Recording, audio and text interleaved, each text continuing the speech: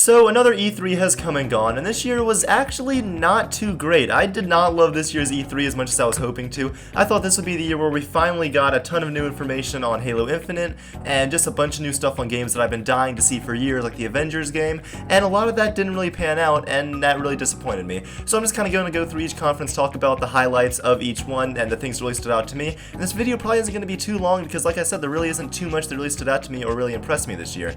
So starting off with Xbox, which obviously had the most out of all of these, since their conference usually is huge, we got to see more of Star Wars Jedi Fallen Order, which looks good, but it's not looking as good as I was hoping the Respawn Star Wars game would look.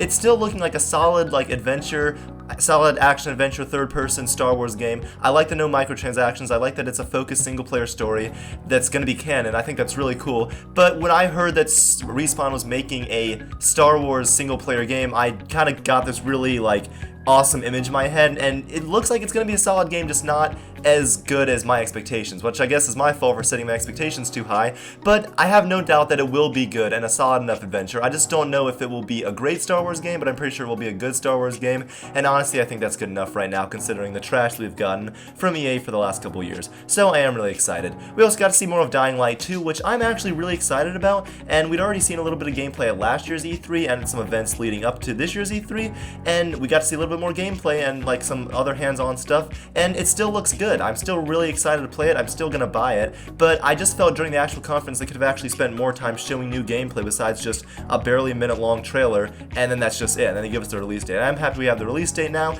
and I still think the game looks good. I'm happy we got more gameplay, but that's about it. I just wish we got to see a little bit more during the actual conference. We also got to see some more indie games as usual, and this year there were actually a few that kind of stood out to me as being cool, particularly 12 Minutes I think is what it was called. It actually looked really cool, and I'm like, I'd actually play that. That looks cool. There was also this deer one, which for some reason was just like, that looks fun, I may play that. So games like that were cool. I was kind of excited about that. And definitely the highlight of their entire conference probably was Cyberpunk, which we actually got a real release date, which I am so ecstatic about. And the entire game still looks incredible, and it'll be good. There's no way it can't be good. Everything about CD Projekt Red and what they're showing looks incredible, and I'm super, super excited, and that's definitely going to be a day one buy for me, and I'm just really, really excited about it. And also, that was great. The entire trailer was great, and then they show Keanu Reeves in the game, which was awesome, and honestly, the best moment of E3 this year, and a pretty mediocre E3, that was the highlight, just having Keanu Reeves come out on stage, just being himself. He's a weird guy, and he's awesome, and just going out and announcing the release date like that was awesome, and it was just really cool, so I'm super, super excited for Cyberpunk, and like I said, was definitely the highlight of this year's conference for me. Also, we got to see the announcement of Project Scarlet, the new Xbox, but it was really just an announcement and a tease and a lot of talk about the specs, but we also didn't even really get that much stuff. We kind of know it's kind of a focus on streaming and crossplay, but we really got no information on, well, we got a release date, which is holiday 2020, but we got no information about really the hardware itself besides a few things, the games that'll be on it besides one launch title, which we'll talk about in a second, or the box, or anything about it pretty much besides the three details we got, and then that it's just going to be called Project Scarlet, which might actually change by the time it releases. So not much to say about that. I'm kind of excited, I guess. I mean, it's a new Xbox. I guess I'll have to get it, whatever. And obviously it ended with my most anticipated game of this year's E3, Halo Infinite. And after seeing last year's thing, I kind of thought, alright, we'll hit a 2020 release date, and we'll see some gameplay this year, maybe a campaign trailer that shows some stuff from the story. And what we got was the opening cutscene, which had a lot of good stuff in it. I love the look of his suit. I think it looks absolutely beautiful. The engine looks great. I love the tone of the the tone of the cutscene. I love, visually it looks so good. I love all the little attention to details, the classic music that comes in at the end, the classic shield booting up sound, and it's just awesome. It's pure Halo, and it was really good. And that was cool, but where was the gameplay? And then to just kind of end on that, we don't know anything pretty much, barely more than we knew after last year's E3. Last year we got to see just the helmet of his suit in the tech demo, and now we got to see the entire suit. And we also know that the pilot was obviously escaping something, or just escaped from a fight, probably with something that has to do with Cortana, and that Master Chief is either near a new Halo ring, and that's it. We don't really know any more in the story about that. So I just wanted them to learn a little bit more than what we got, or at least see some game. We know nothing about, it's the game. We know nothing about the actual gameplay of the game.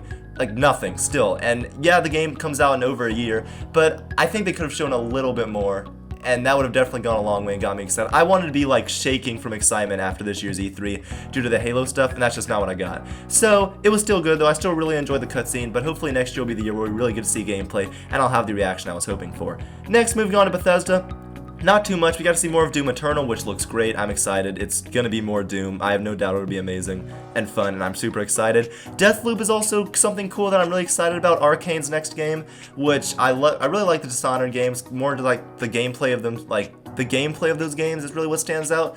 Kind of like how they're designed. So I really enjoy Arcane Studios. I think they do a great job. So I'm excited about their next game. It was just a pre-rendered cutscene, which we got to see actual gameplay, but whatever. And Ghostwire Tokyo, same thing, is gonna be a game by the makers of Evil Within, which the trailer actually looked really cool, and I was really excited about it.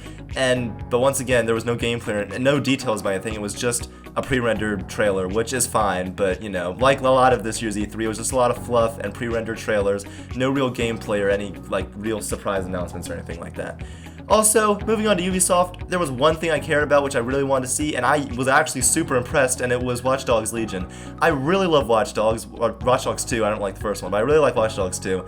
And this game looks like really awesome. Like I love the entire like the Legion part of it where you can recruit any different NPC in the city and they each have their own story, and I just think that seems really cool. Obviously, there's no way with like where we're at right now, like that I don't think the game is going to end up being able to kind of do what they're saying in like a fleshed out way.